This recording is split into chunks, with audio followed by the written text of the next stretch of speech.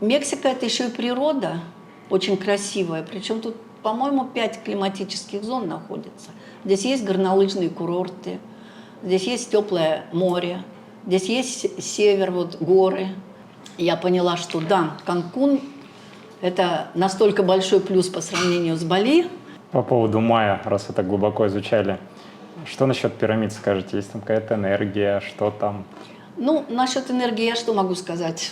Энергия наверняка есть, но мне не хочется жить в большом городе, потому что транспорт, пробки, это все отнимает очень большую часть жизни у тебя. Ну, майя же всегда говорили про души, про развитие. И не есть ли то, что 12-й год — это конец этапа и света, то есть переход тьмы? С русским паспортом очень сложно открыть здесь счет. Если у тебя есть вид на жительство и есть соответствующие коды, РФС, там, налоговый номер, то можно открыть, и то не все банки открывают. А с точки зрения инвесторов, стоит ли сюда заходить, если есть инвестиции, и вкладываться, как вообще развитие идет страны?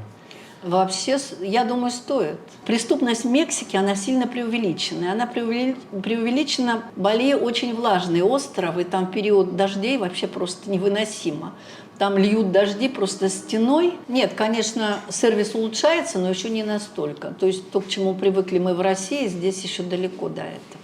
Они немножко копируют американскую систему лечения по протоколам. Вот, и не включают часто голову. И у меня есть знакомые, у которых похищали родственника, и они платили выкуп. Всем привет, это Мексика, и мы встретились с Натальей. Сегодня она расскажет, чем она здесь занимается. Поехали.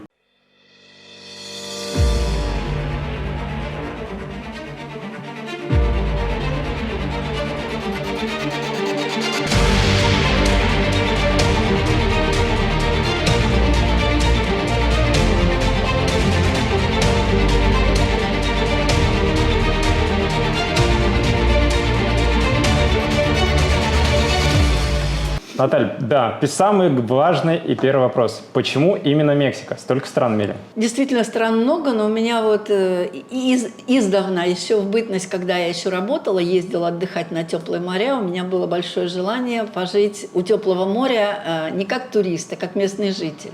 Потому что приезжаешь на неделю – мало, приезжаешь на месяц – тоже мало. И ты не получаешь того колорита, который хочется ощутить, как вот местный житель, который в любой момент может пойти на море, съесть там какой-то фрукт, иногда может быть не фрукт, а такос, там какую-нибудь рыбешку, там и что-то такое. Вот. Но первоначально у меня любовь была к Бали, пока я не попала в Мексику. Я ездила на Бали и даже задумывалась о том, чтобы там как-то тормознуться. Вот. Но когда я попала в Мексику, я поняла, что здесь при прочих тех же практически условиях есть ряд преимуществ. Потому что, во-первых, климат. Бали очень влажный остров, и там период дождей вообще просто невыносимо. Там льют дожди просто стеной, и вещи, вся одежда покрывается таким вот слоем плесени, сырости, невозможно просушить там и так далее. И этот период достаточно большой. А вот здесь он есть тоже период дождей, но он не несет в себе такой вот нагрузки влажности. Хотя в этом году, конечно, было достаточно влажно. Вот. Ну и после того, как я приехала отдыхать вот в Канкун первый раз. Это какой год был? Это был 2008. Я поняла, что да, Канкун – это настолько большой плюс по сравнению с Бали. Вот. И кроме того, местное население совсем другое. То есть мексиканцы, они открытые, доброжелательные, они к нам гораздо ближе по менталитету, с ними легко договариваться, разговаривать. Они не такие, как балийцы, которые двуличные очень, которые… У них религия тоже смешанная с возможными там народными вот этими шаманскими практиками, поверье, но она более жесткая, она не очень понятна нам. В отличие от мексиканского католицизма, который смешан, соответственно, с индийскими обычаями. И как-то мне вот более понятны эти люди. Поэтому я поняла, что мне будет более комфортно жить здесь. И дальше уже я просто приезжала отдыхать в Мексику, изучала районы, которые можно выбрать для жизни, но вот остановилась на Плайя-дель-Кармен. А почему сначала все русские едут на Бали? Что там? А это просто море такое, теплое, красивое, все. И это, ну не знаю, почему-то Бали было такое. Экзотика, много экзотики, не похожей на наши. То есть если для отдыха это хорошо, то для постоянной жизни много экзотики – это не очень хорошо. Ты слышишь? Это зов древних земель. Латинская Америка шепчет сквозь тишину джунглей, шум океана и дыхание вулканов. Мы пройдем туда, где нет толп и банальных маршрутов. Там тебя ждут не просто фото, тебя ждет настоящее пробуждение чувств. Получи уникальный маршрут, личное сопровождение, комфорт как дома и полную безопасность даже в самых диких местах. Хочешь почувствовать силу мира, где правит природа и дух свободы? Смотри ссылку в описании и сделай первый шаг туда, где начинается приключение. И в каком году сюда переехали уже жить? Окончательно в 17 году купила уже дом, и как бы с этого момента началась моя постоянная жизнь. Да. То есть с 2017-го вы уже обосновались и начали работать или как вообще? Нет, сначала, конечно, нет. Ну, потому что нужно осмотреться и понять, понять вообще окружающую обстановку, людей, менталитет, как общаться, потом язык, ну и так далее. А потом уже, когда я немножко втянулась в тему, меня очень зацепила как раз история майя, очень много таинственной информации всякой, неоднозначной. Вот. И я стала изучать эту тему. Для себя сначала, мне просто было интересно. Стала ездить, изучать. А потом, когда предоставилась возможность сделать это своей сферой деятельности, я с удовольствием включилась во все это. То есть вы работаете в туризме? Да. И делаете экскурсии? Да, я делаю индивидуальные туры, как правило, потому что мне неинтересно. Вообще я работала и с большими группами, с туристическими агентствами, но мне неинтересны большие группы, потому что трудно найти контакт с людьми, и трудно, когда индивидуальная экскурсия, ты чувствуешь, что людям интересно, и ты выдаешь именно тот объем информации, который им зайдет, а не просто вот общую по шаблону, да, как обычно в большом автобусе рассказывают гиды. Вот, поэтому это как бы обоюдно приятный процесс. То есть я людям рассказываю все, что я знаю, и я от них получаю какую-то ответную информацию. То есть у нас идет обмен. И со многими, ну, с некоторыми мы остаемся друзьями, да. Переписываемся и общаемся. По поводу майя, раз вы так глубоко изучали, что насчет пирамид скажете? Есть там какая-то энергия, что там? Ну, насчет энергии я что могу сказать? Энергия наверняка есть, потому что туда приезжают люди. Я не отношу себя совершенно к людям высокой энергетики, которые могут чувствовать какие-то... Но туда приезжают шаманы, всякие ведьмы со всего мира. И когда вот в 2012 году был ждали все конца света, помните эту историю? Чечен-Ица была битком набита народу, там каждый проводил свой сеанс, все ждали чего-то такого. Ну, когда ничего не произошло, все разошлись. То есть в 2012 году ничего не произошло? Нет. Нет. И как бы оно произойти ничего не могло, потому что, вот, кстати, очень раздули как раз СМИ вот эту тему о том, что конец света и так далее. Вот майянские шаманы, они никогда не говорили, что это конец света. Это конец календаря, потому что календарь – это расчетный период, только и всего. Его невозможно сделать вечным. А майянские календари, их почти 20 штук разных, для каждого вида жизни свой календарь. Но основные – это вот солнечные и лунные. Просто закончился период расчетный, который сделали. Ну, майя же всегда говорили про души, про развитие. И не есть ли то, что 2012 год – это конец этапа и света, то есть переход тьмы? Нет, майя всегда говорили как раз… Они, во-первых, одни из первых, кто стали говорить о переселении душ, то есть они верили в реинкарнацию. Отсюда идет как раз их желание принести себя в жертву. Они достаточно жертвенная нация была. То есть вот то, что сейчас растиражированный образ майя как очень кровожадной нации, это неправильный образ. Они были как раз очень миролюбивые, достаточно миролюбивые и не любили пускать много крови, потому что они считали, что богам достаточно немного крови. И первые шаманы или первые цари, там вот майянские, они как раз в первую очередь пускали кровь себе. Это потом, когда уже цивилизация шла к закату, вот, уже появилась практика вот это многочисленных жертв. И когда уже пришли тольтеки сюда, и они вот как бы слились с майя, и такой конгломерат получился.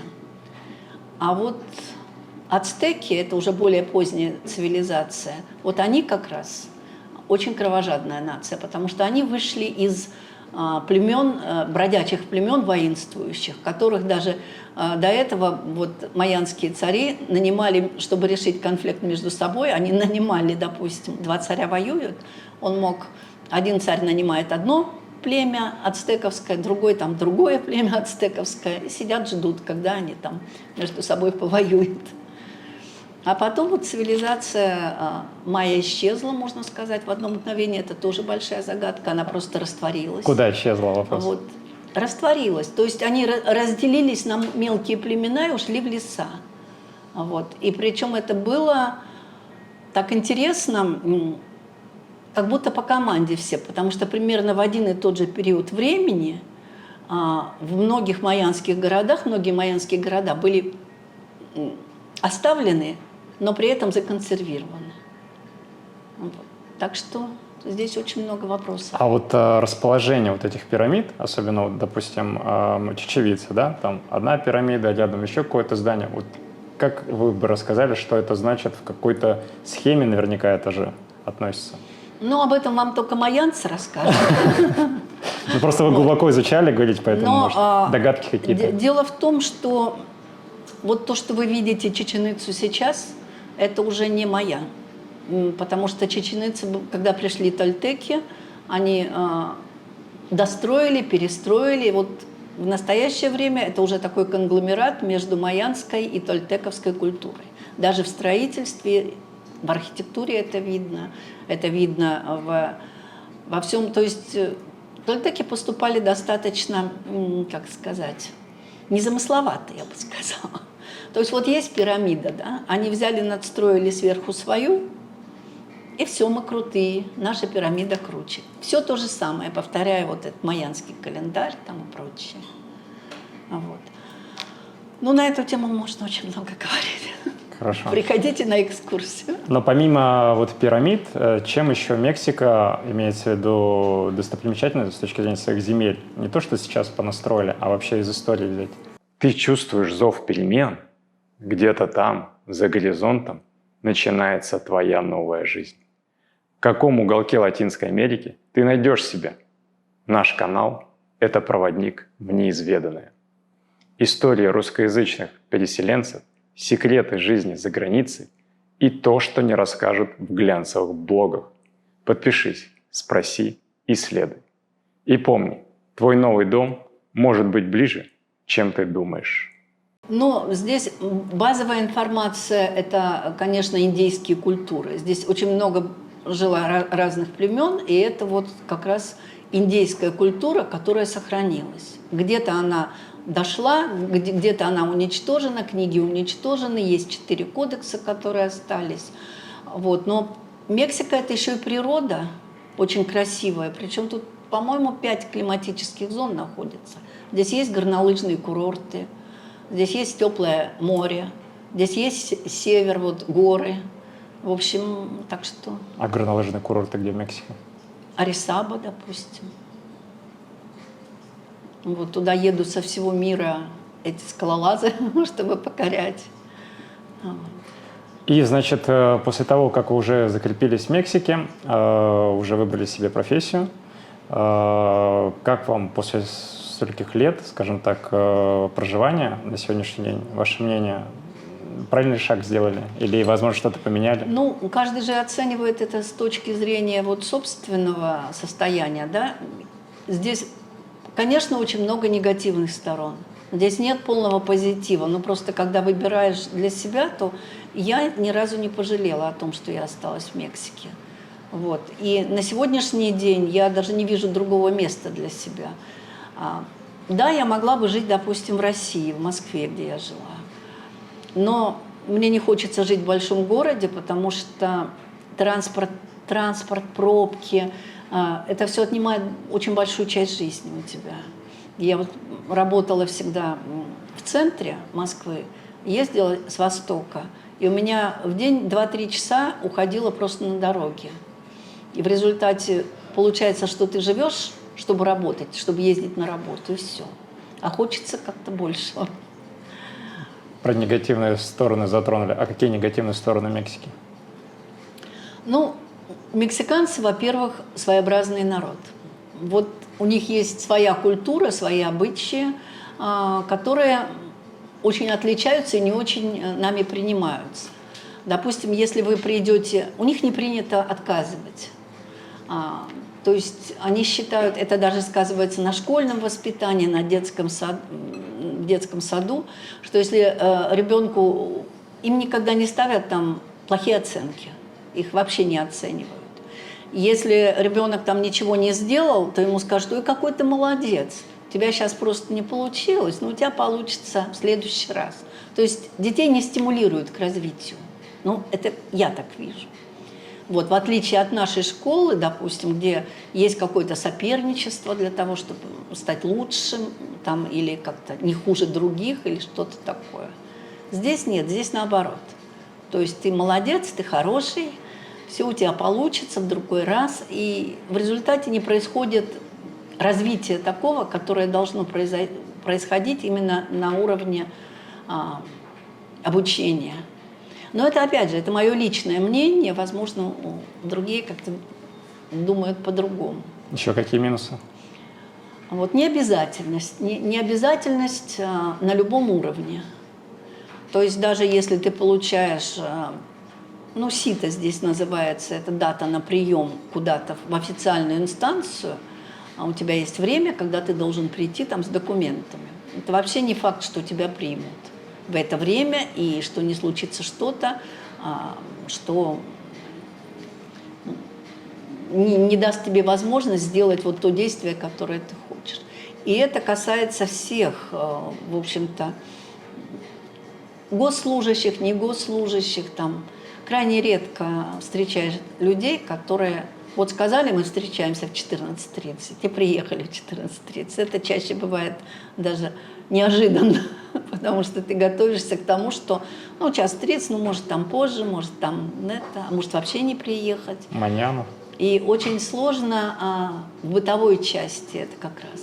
Ты вызываешь там сантехника, там какого-то мастера по кондиционерам, и ты можешь его прождать весь день, а он может в конце дня написать, что ой, у меня тут такое случилось, что я не могу сегодня приехать, и даже не извиниться. Так что вот это вот, в общем-то, негатив. А преступность? Здесь как, с негативом свяжете или нет? Я бы не сказала, вот опять же, преступность, она сильно... Преступность в Мексике, она сильно преувеличена. Она преувеличена по одной простой причине, поскольку информацию все средства массовой информации мировые получают из местных СМИ. А местные СМИ, они отражают любую, даже маломальскую какую-то она сразу попадает в СМИ. Вот два соседа подрались там, один другому пригрозил пистолетом, это будет уже в газетах. Вот. И на фоне этого всего кажется, что здесь так прямо... При этом я не хочу сказать, что здесь ничего нет. Как в любой другой стране есть и бандитизм, есть и воровство, есть и, конечно, все эти наркокартели, которые разбираются между собой вот, жесткими методами. Но они как-то стараются туристов... Если турист не лезет не на свою территорию, вот, не влезает в какие-то отношения с ними, то, в общем-то, как правило, бояться нечего. А то, что в СМИ пускают похищение туриста, выкуп? То же самое есть в любом городе во всем мире. Вот.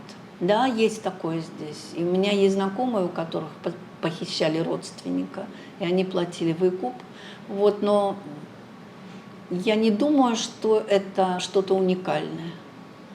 Потому что то же самое в США есть, то же самое и в России есть, то же самое в любом городе.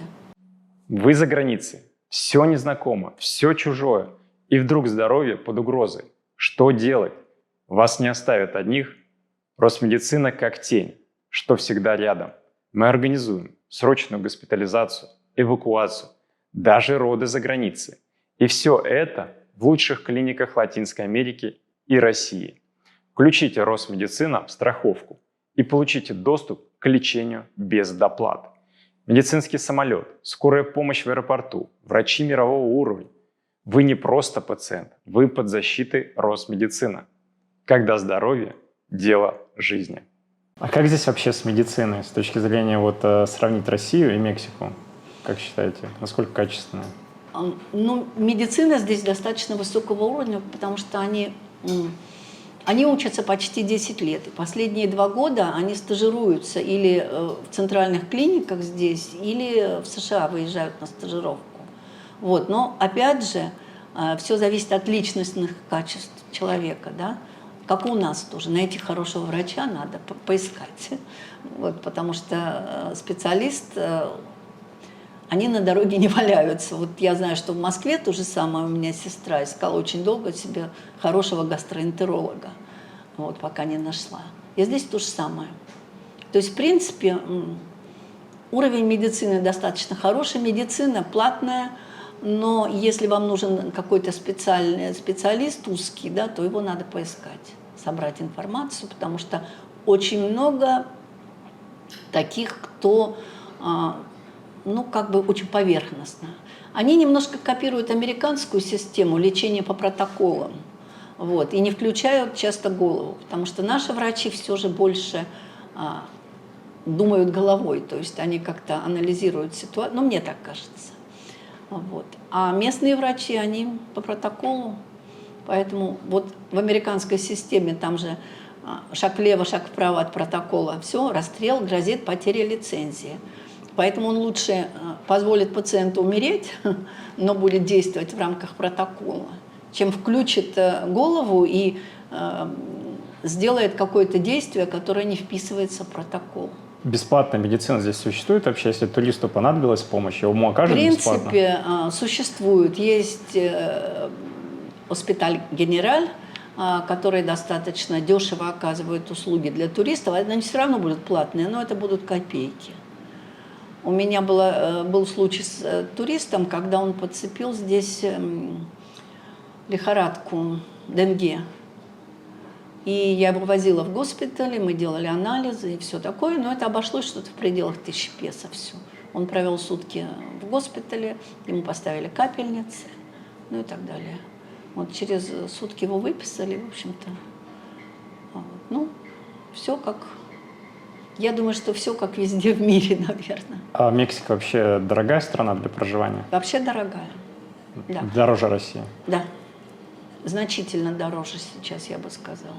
Хотя в России тоже цены поднимаются, но когда начинаешь просто пересчитывать все на рубли, даже по курсу вот Гугла, допустим, все равно получается, что здесь намного дороже.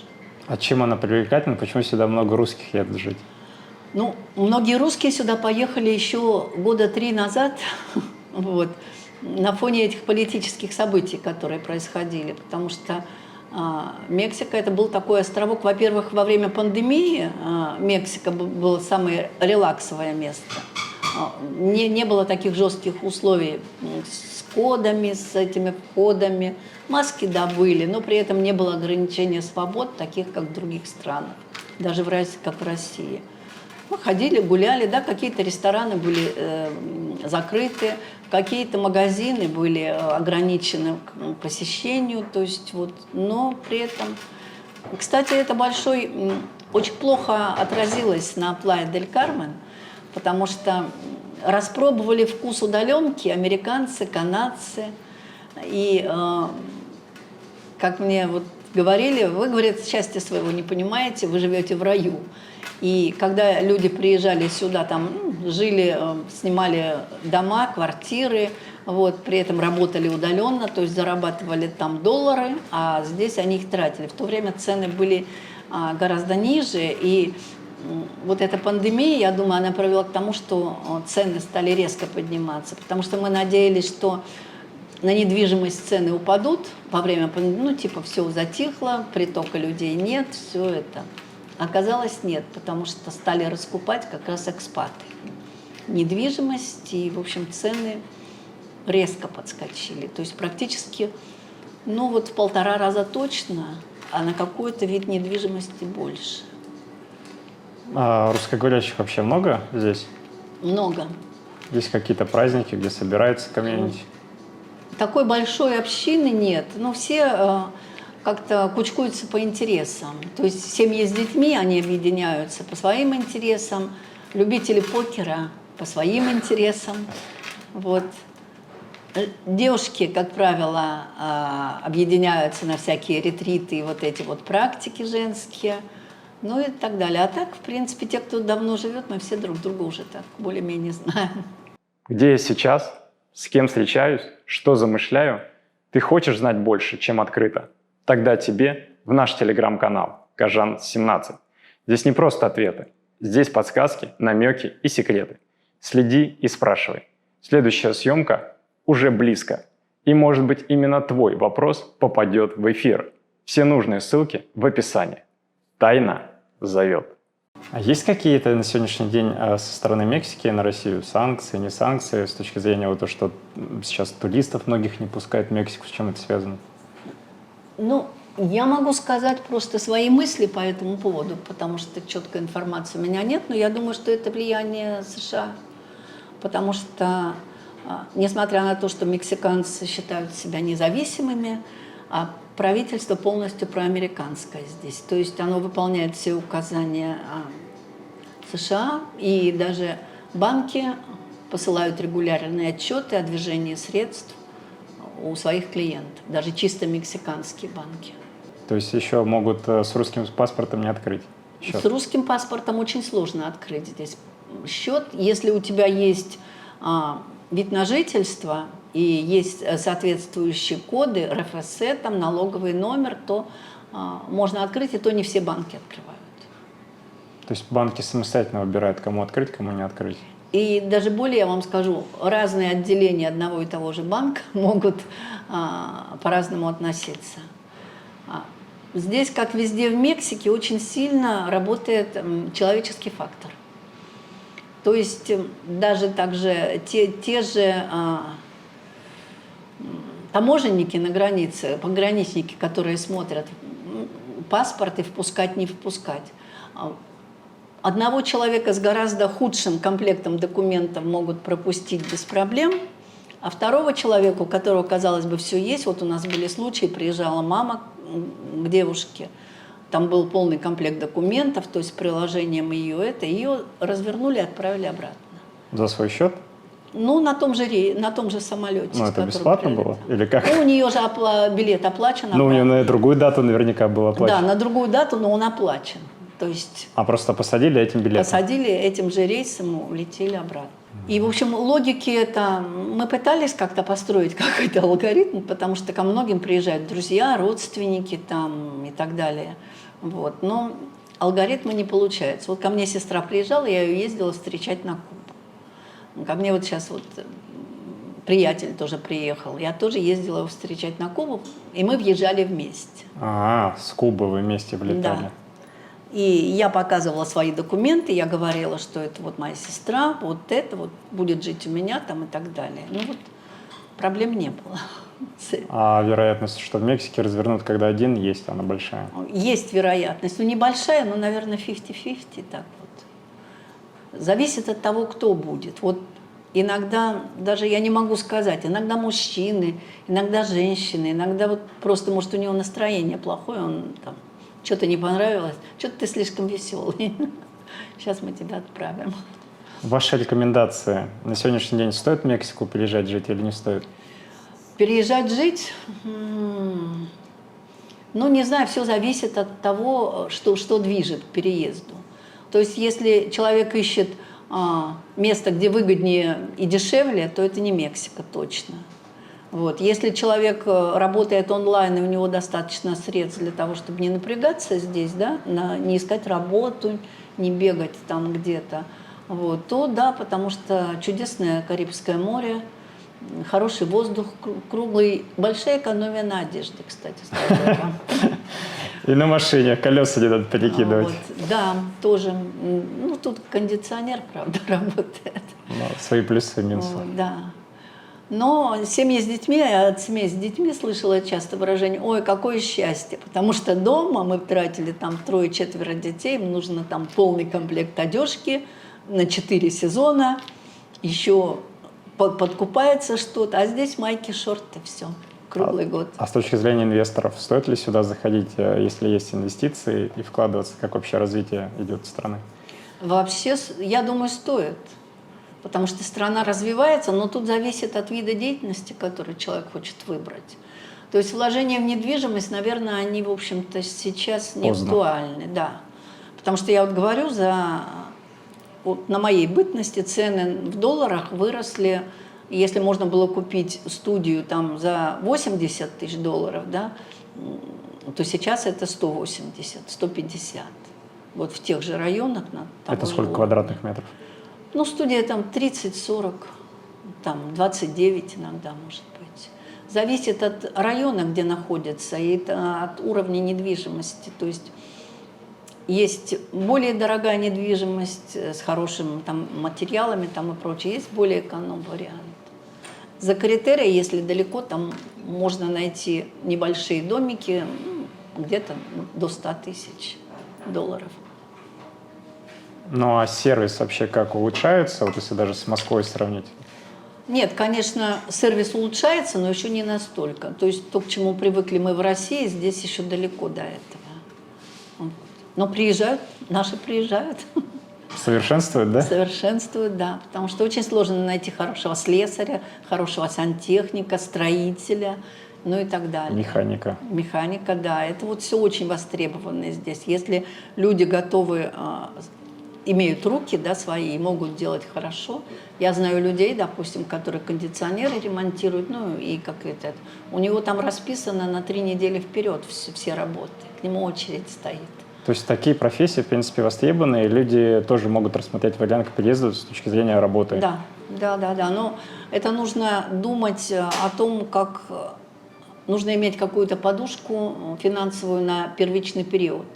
Потому что первые полгода человек будет только входить в обстановку, понимать там, ну и язык, конечно. Обязательно язык знать? Ну, желательно хотя бы на низком уровне, то есть на первоначальном уровне. Потому что иначе объясниться... А на английском здесь говорят очень мало кто. Ну, то есть только с высокого уровня люди с образованием, да?